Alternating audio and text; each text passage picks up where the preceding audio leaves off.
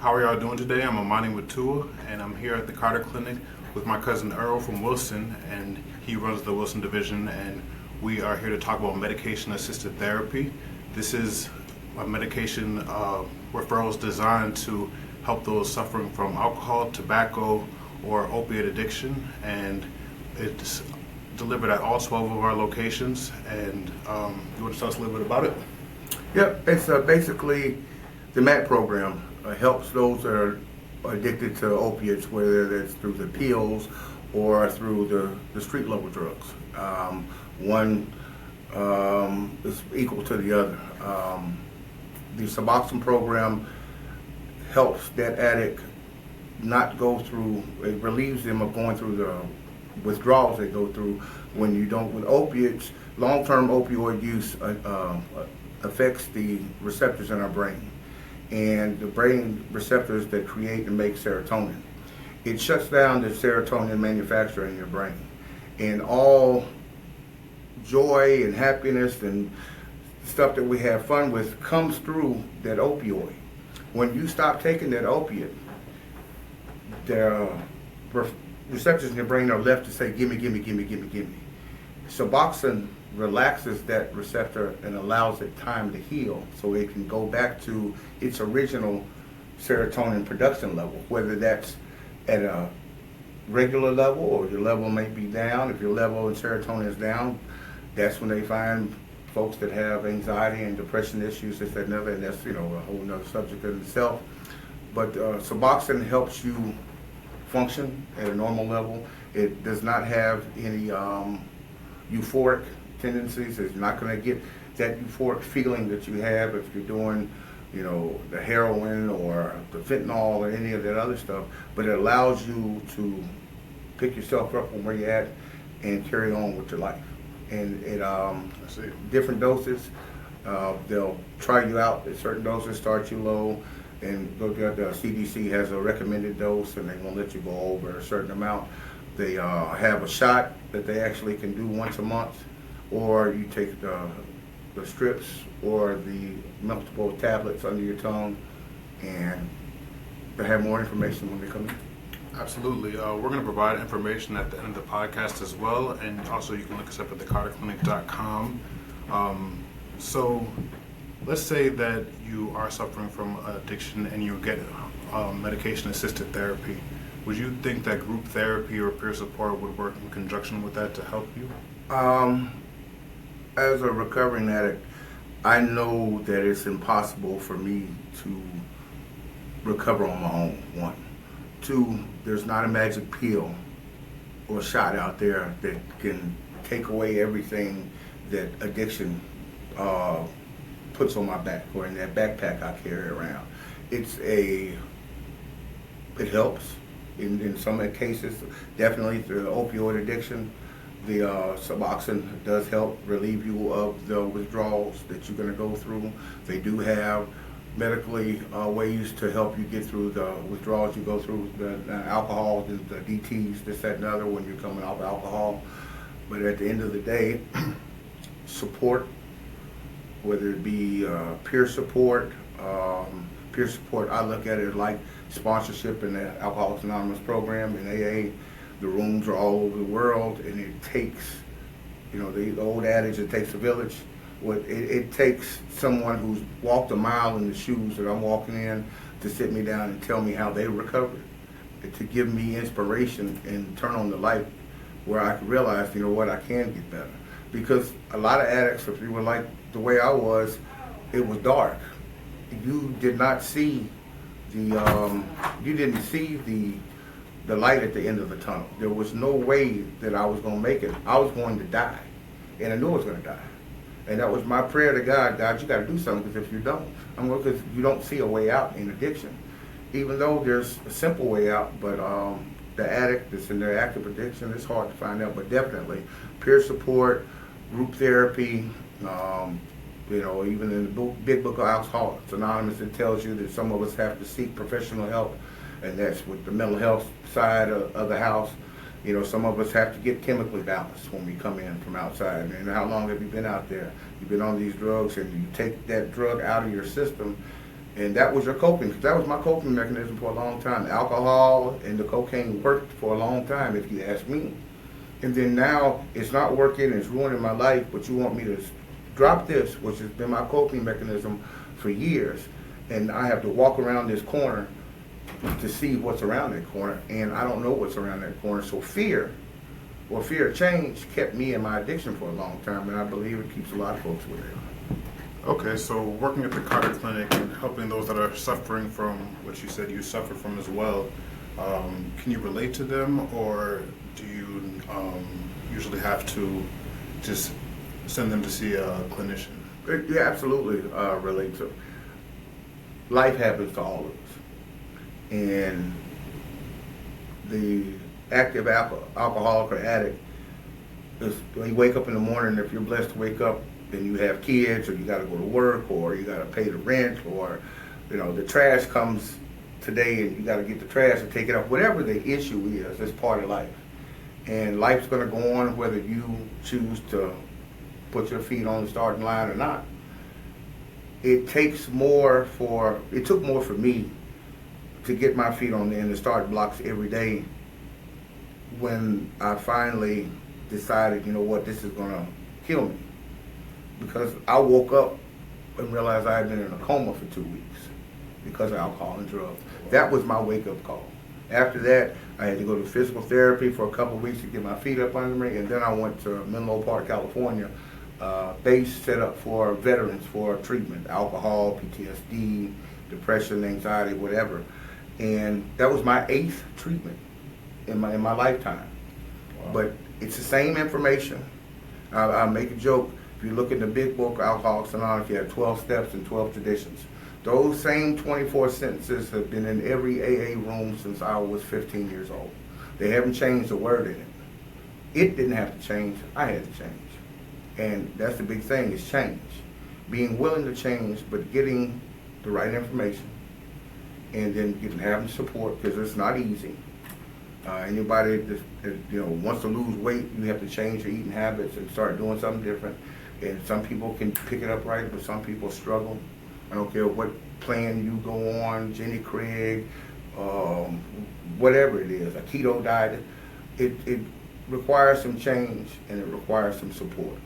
Some days you need that helping hand, a leg up. You need somebody to pull you up from where you're at.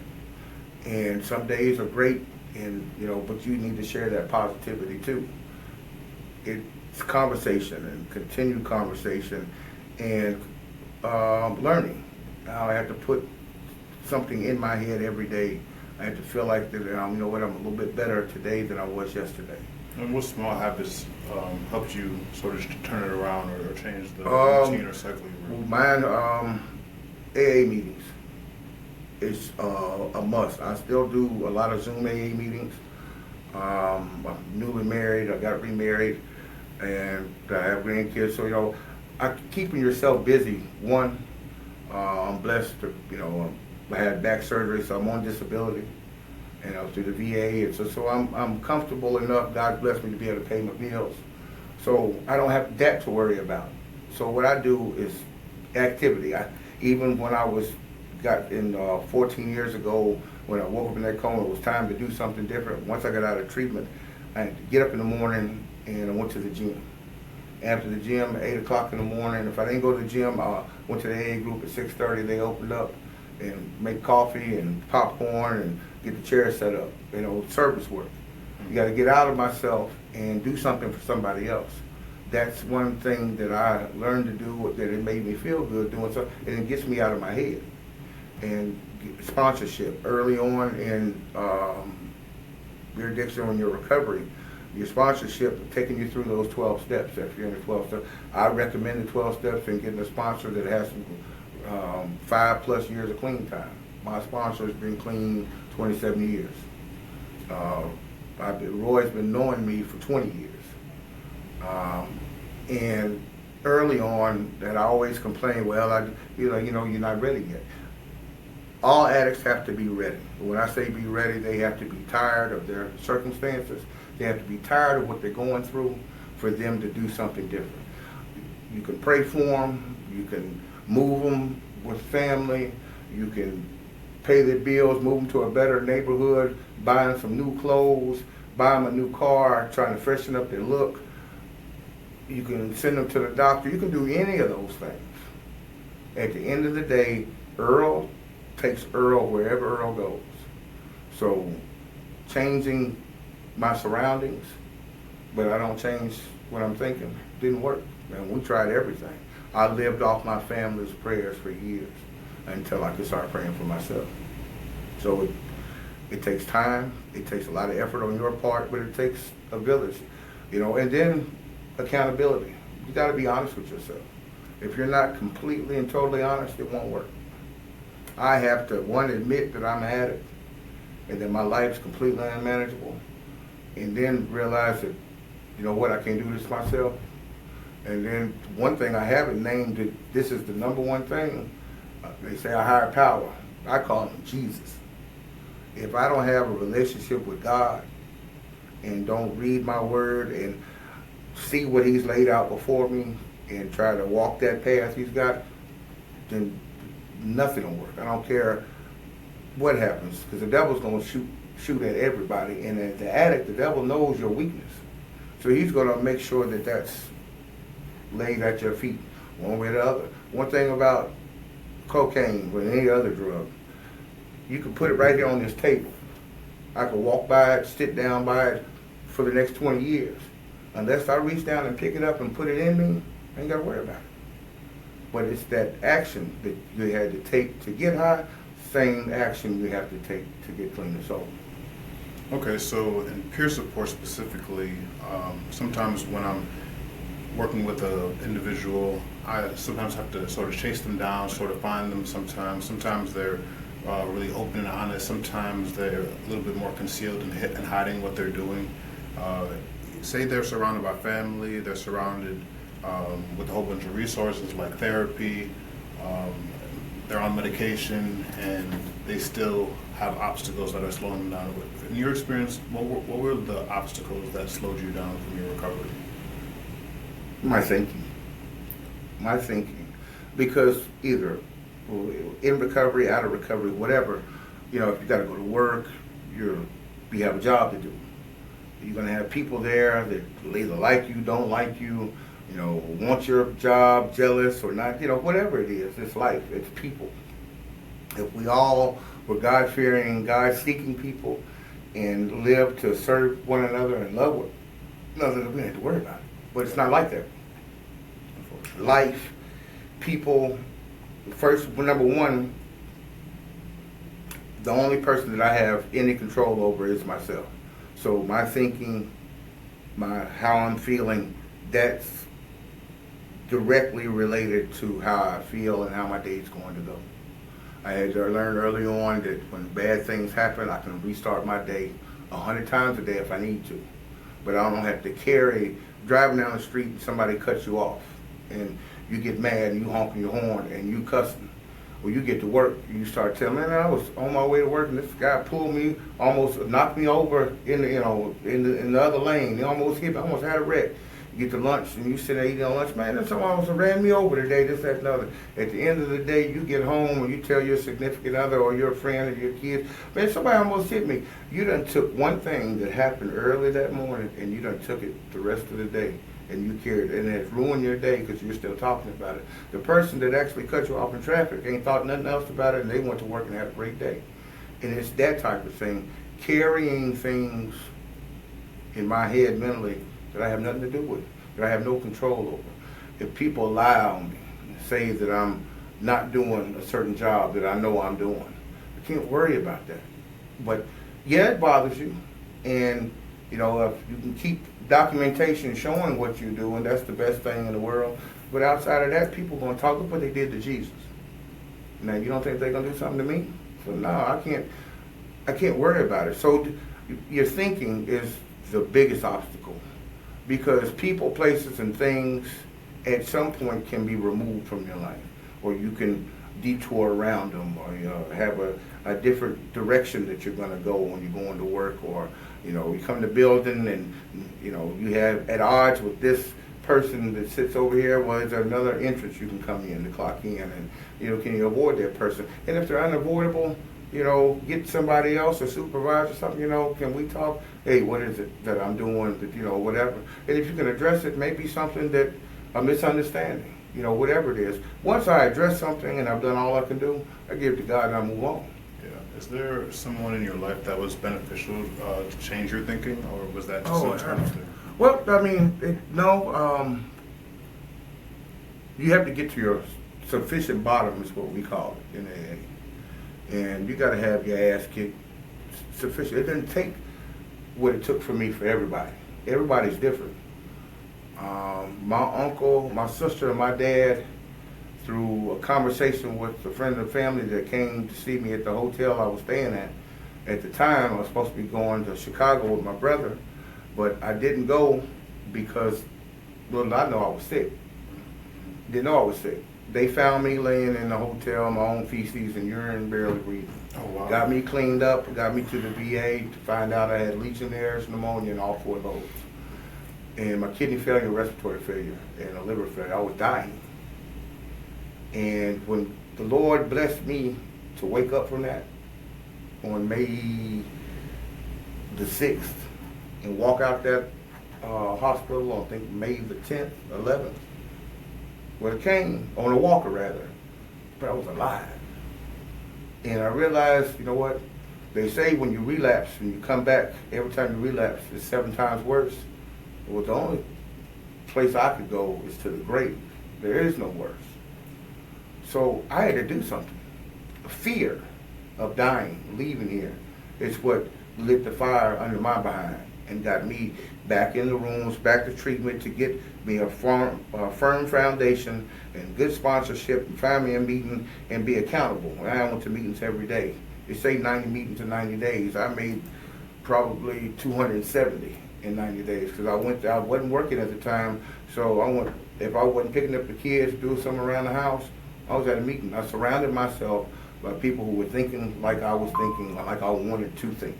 Right. And the hood and the folks that I used to hang out with, and this, why I need to go see them.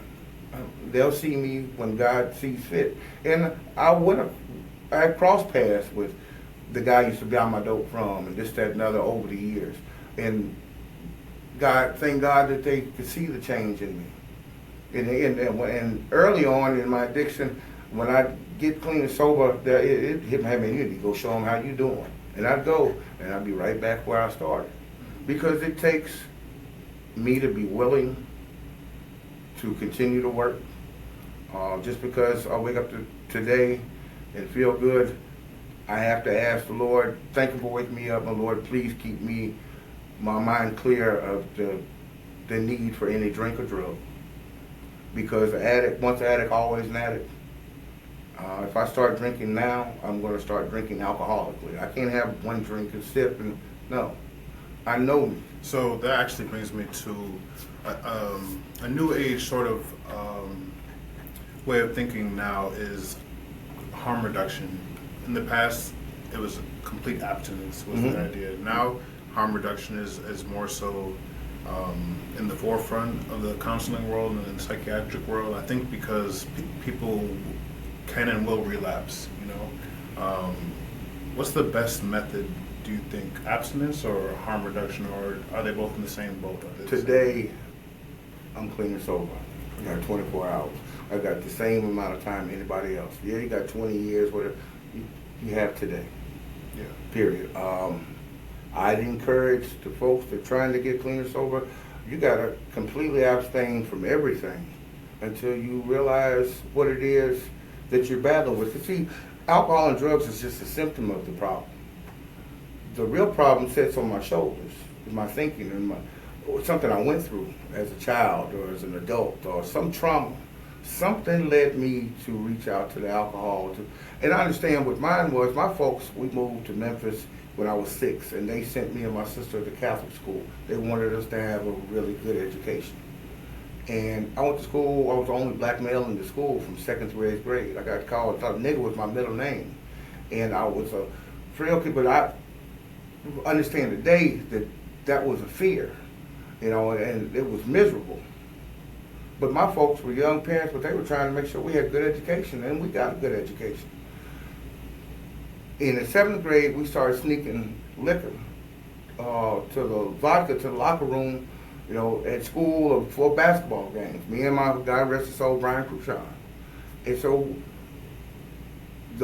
being able to sneak the liquor, got me invited to all the parties. So now, it gave me liquid courage. It made me feel better about who I was. So, it gave me confidence, and it worked. So it was my coping mechanism. And early on, I realized that worked, and I carried that. I was a great athlete. God, thank the Lord, and could have been a lot better, but alcohol, and the party and the women, early on was something that was it helped me create an identity for myself.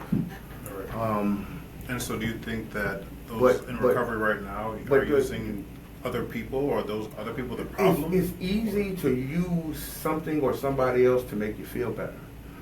I'd encourage folks, one, you got your sponsorship, you create your foundation in recovery, and get them phone numbers and use the numbers, talk to folks, and go to the bowling party or go eat breakfast after the meeting with folks, hang out, because you hung out when you were in your addiction with the folks that were doing what you were doing. You have to learn to do something else. So isolation is not the answer?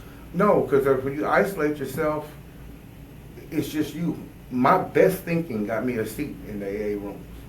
So that's what I want to do, is stay by myself. Today I can isolate myself. When I isolate, if I'm by myself, I'm never by myself, because I always got the Lord with me today. And I talk to God, and I do my meditation in the morning, and I feed my spirit and so I'm never alone. And then I have a phone full of phone numbers that I can call. I don't care what time of night or morning I call. There's some folks in there going to answer the phone. I'm going to answer it for you. Let me ask you this. That's what I'm talking about. Okay, so switching it up just a little bit, you are in recovery. You've always been in recovery, I assume, correct? Mm-hmm. Now... Well, no. Because you can choose not to be. Recovery is a choice. Recovery is a choice. You wake up in the morning and decide you don't want to be in recovery no more, and go balls to the wall. The opportunity to come back, because sometimes people relapse, but they don't get an opportunity. And now, with the drugs having the fentanyl in it, and you not knowing where stuff comes from, it can just take one. I just want one, and that one could be your last. I tell folks today, if there's something if you don't get the pills from the pharmacy, and they came from the pharmacy, don't take it. Even if your back hurts and you got a couple of pain, if you don't know those came out of pharmacy pill box and you don't know who had them, you shouldn't take anybody's medicine anyway. Get your own. But there's so many kids, the documentaries are out there that have died getting a pill from a friend of theirs, thinking that they're going to, just get the feeling good, but that's fentanyl, and that fentanyl is killing them left and right.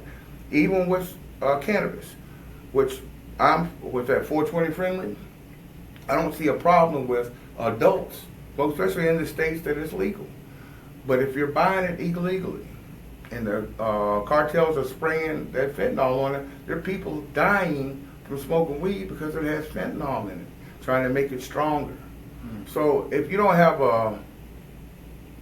if it's not medicinal or recreational, and you don't have a dispensary to go to legally get it, and you're gonna go to Bruh and them and get you and you don't know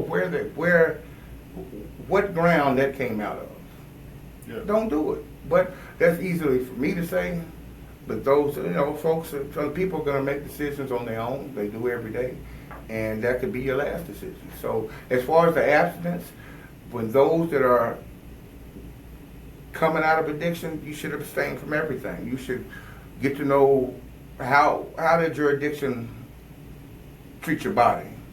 What do you do? Because you need to go get a checkup physically to find out if you harmed yourself. And then over time, you need to see if the chickens come home to roost. Because at some point, all this stuff I put in me had to have an effect on me, and it did. In the lines of COPD, the chicken came home to roost. I got sick, and that was a rough road. But I mean, it's karma. You pay for what you go through. But as far as that abstinence thing, yeah, you should abstain. I've never encouraged a recovering addict. Well, yeah, you can't have no drink. One pill. No, one. If it was just one that addict, if you could actually just do just one, you wouldn't be an addict. You wouldn't be sitting in there now. There's no thing that just one, or recreationally. Becoming a mentor for others in recovery. What's the strangest thing about that for you? Early on, telling folks my business and how I really felt and the bad stuff that I've been through, the shameful stuff, it was pride. I was prideful. I didn't want you to know. But today, my story is my strength. I tell you what I've been through and how my family prayed for me and how they encouraged me and a good support. And I have the best support that God could ever give me. That's God's honest truth. A lot of people talk about, my mom or sister, my father. A lot of people talk about, growing up with their father. And there's a lot of folks grow up without a dad. I had two, Earl Harrison and my Uncle Kenny, because I was always with it. But they always encouraged me. Now, they ain't going to condone none of my stuff. But they always loved me, and they loved me when I couldn't love myself. And ironically, it was them two and my sister that found me in that hotel in Memphis and got me to the hospital. A day later, I'd have been dead. That's what the doctor said. So support is a huge thing. And to have, everybody's not like me. They don't have the family support.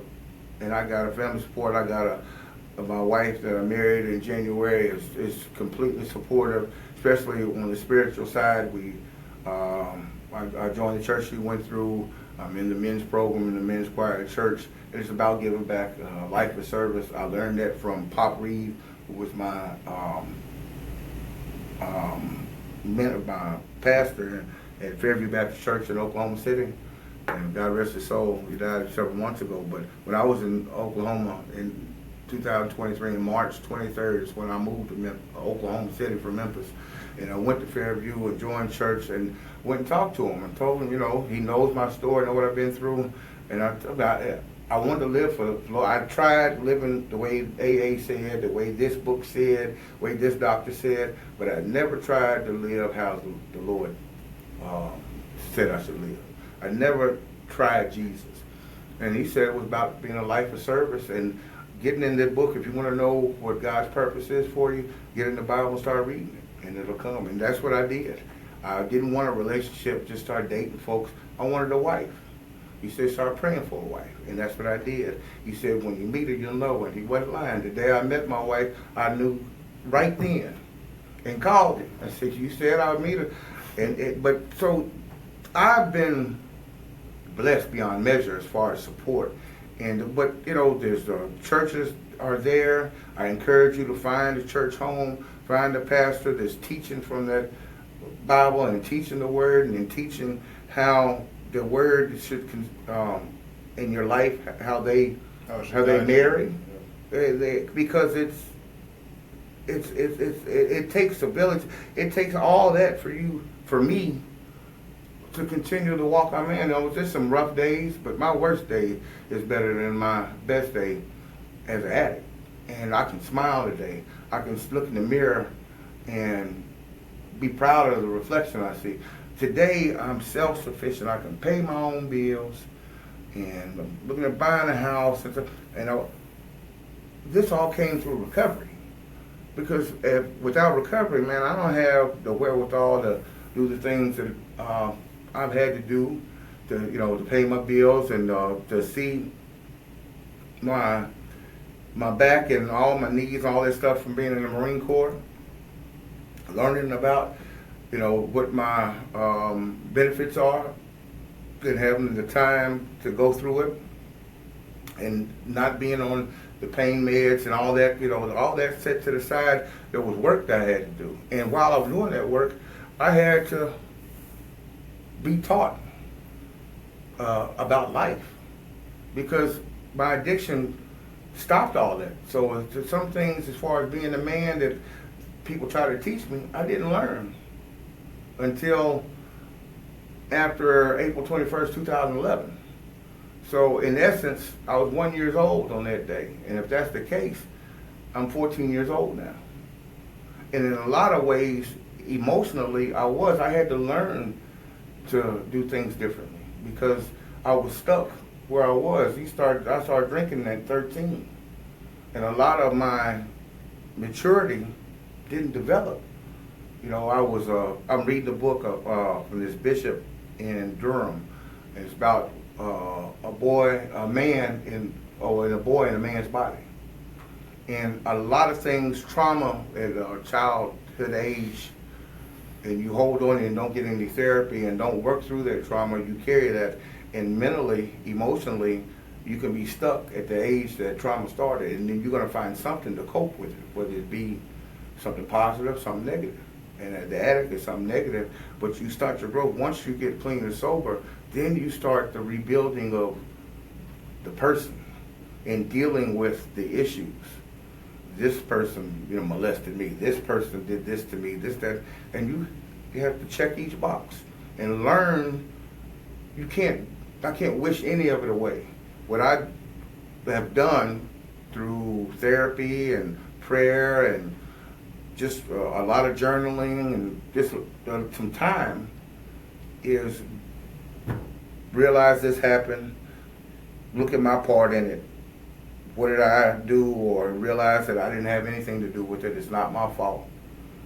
Forgive the person on the other side of it, and then file it away in the file cabinet in my brain and lock that box. I don't have to take it out. It happened, but I dealt with it, and I put it away, and I can move on through life. You have to learn to live with stuff, learn to cope with it. Keep moving forward. You got to. But sometimes you have to slow down and stop and deal with stuff. Because if you don't deal with it, my sponsors tell me you have a backpack on your back. Everybody's got one. And people say so, he a crackhead, he this, that, and other. You hear it, you take it, you put it in that backpack. And things happen to you. You take whatever happened, you put it in the backpack. And then you get through life and you're in a smooth spot in your life. Things are going pretty well, and you hit a bump in the road and that backpack opens, and all this negative stuff that you've never dealt with starts going back through your head. You this, you that. I remember when they did this to you, this. And it'll continue to haunt you, to give you fuel to go do something negative so you can stop thinking about this. So like people always try to go get my head right. When you get ready to go to the club, go now get your head right. Your head should be right when you wake up in the morning, after prayer. And God, thank you for giving me a sound mind and body. That's getting my head right today. I don't have to put any substance in me to get me right. But for years I did. And there's a lot of people that have to have something to get, because there are things in life that you've never dealt with and that you blame yourself for, that you had nothing to do with. That's the stuff that happens when you're a child. And that's what I had to go through and check them boxes. And as my thinking clears up and different things will come to mind, and I realize it's something that happened, whatever, and I journal a lot, and I have to write about it, and I address it in the best way I can. If that person is there and I can address something I did to somebody or vice versa, I do my due diligence to apologize or address it with them. It ain't about karma or getting back at you, because I understand vengeance is the Lord's. The Lord will take care of that, and that's with everybody. My wife has shown me that you can be nice and love everybody you see, regardless how they treat you or what they do. To turn the other cheek just means that you don't have any negative to say. You can stop fooling with them, but you still don't have to belittle them. God takes care of all his children, and if he knows that you're following him and you're giving everything of him and you're being a life of service, he'll deal with that person. And I've seen it at work. It's just a much better life, not worrying about who does what. And me, I'd be the first person to come jump on the table at your desk, and I'm going to shut that down. And that's what I've had in the last 6 months. I've grown to be people that have talked mess, that have lied, flat out lied about the work I was doing and what we were doing. And instead of cutting up sideways and acting like I know Earl can, I prayed about it and let God do it. And God continues to bless us. So, you are a well of knowledge. I think that anyone in recovery or even anyone that knows anyone in recovery could learn a lot from what you're saying. So at the Carter Clinic, what do you think is the most beneficial thing that we do, that we offer our clients? Honestly, the most beneficial is the opportunity to talk. Have somebody there that who's going to listen to you. Oh yeah, they're paid to listen to you, but the opportunity, and then the doctors, I had to realize that going to psychiatrists or psychologists wasn't nothing wrong with that, because they've been trained to ask me questions that I can ask myself that I may not think of. So they have a wealth of knowledge that they can guide you through asking yourself these questions, that as you write the answers down and realize the answers, you get to the answer you're looking for. And it was through their guidance. In essence, we all work our own problems out. Sometimes we just have to be guided to that answer. You know, if I didn't go through, because I go to therapy every 2 weeks at the VA in Greenville, just to talk, just to make sure that I'm balanced and I'm talking right. I can bounce stuff off my therapist, and she'll let me know if I'm right or wrong. But the best thing is the opportunity to come in. The medication management program is a blessing because it actually allows that opioid addict, to get back in the game of life. Without it, and without going back in the streets and getting the drug, their bodies are going to go through withdrawals, and everybody goes through it different. It takes upwards 36 to 48 months of long-term opioid use. It takes 36 to 48 months for your receptors to heal. I didn't know that. And that's from what I heard. My numbers may be a little off, but it takes a while. You can still go through withdrawals, you know, a year or 2 years down the road, you know, and you haven't had any. Because I've had 4 surgeries in the last 6, 7 years. And anybody knows me, I take the pain medication for 4 or 5 days, and then that's it. I never want to be back to it. And pain medication really came on me strong through the VA. They prescribed the Percocets to me. 90 Percocets, 3 or 4 a day for 30 days, and I was taking them. And when I switched jobs from the commissary to the VA, I switched insurances. When I went to pick up my medication, I had a different insurance card, so I had to wait. And 3 days later, I was sick as a dog, and I realized I was having withdrawals. And that was from, you know, I could have gone to get some, you know, opioids out in the street, but thank God I had already been through my last treatment and I was in recovery. But then, if I'm honest, I was taking the pills just like the prescription said, but I was taking them every 4 hours, like you said. It says as needed. So you have to really talk to yourself and be honest with yourself. As an addict, and you have, you know, medical procedures or whatever, and they have, you know, you got to have the pain medication. Unless you're He-Man, you're just gonna go through it. And I tried to grit my teeth after knee replacement surgery for the first 24 hours. The second time, there's no way that the pain was excruciating. Yeah, pain management But is something else. the pain management that they help you with here with the addiction therapy, the Suboxone program, is it's a blessing. And it's a blessing, and it allows that addict to, once they get some recovery and get, you know, to refocus and shake the cobwebs out, they can, you know, go back to life. You know, go to work, you know, spend time with the kids, the wife, whatever, go to school, you know, retain, because your receptors are calm because of the medication management here. So that's, it's not, there's no one thing that the Carter Clinic brings. It brings a wealth of knowledge. You have doctors that have been doing this stuff clinically for 20 plus years. You know, collectively it has to be well over 200-300 years with everybody's experience. And it takes that for a clinic to grow. You know, you have your bad apples, I'm sure, just like anywhere else, but collectively, the opportunity to serve the community and to give the people in the community that need a helping hand and a leg up and even the playing field, that's the opportunity that we can give folks here Yeah. by coming in here for the therapy, for the medication management. Everything that we offer is needed. Yeah. And, take advantage of it.